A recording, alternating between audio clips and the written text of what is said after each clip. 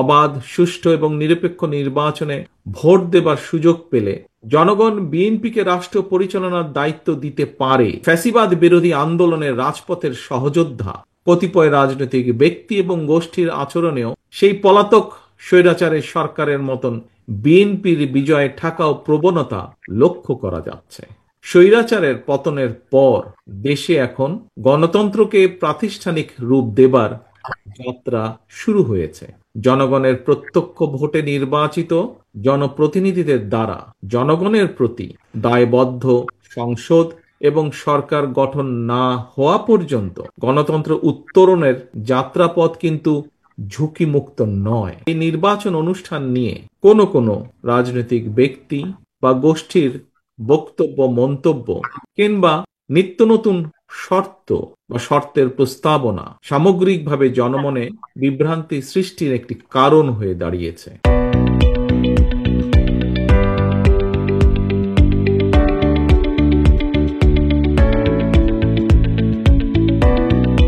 আপনাদের নিশ্চয়ই মনে আছে, অবাধ, সুষ্ঠু এবং নিরপেক্ষ নির্বাচনে ভোট দেবার সুযোগ পেলে জনগণ বিএনপিকে রাষ্ট্র পরিচালনার দায়িত্ব দিতে পারে। এই ভয়ে পলাতক স্বৈরাচার বিএনপির বিজয় ঠেকাও এর মতন অন্তর্ঘাতী অপরাজনীতি চালু করেছিল। দেশের নির্বাচনী ব্যবস্থাকেও গত 17 বছর ধ্বংস করে দিয়েছিল। সেটি লোকাল ইলেকশন থেকে শুরু করে জাতীয় নির্বাচন থেকে শুরু করে প্রায় প্রত্যেকটি জায়গায় একই অবস্থা হয়েছিল।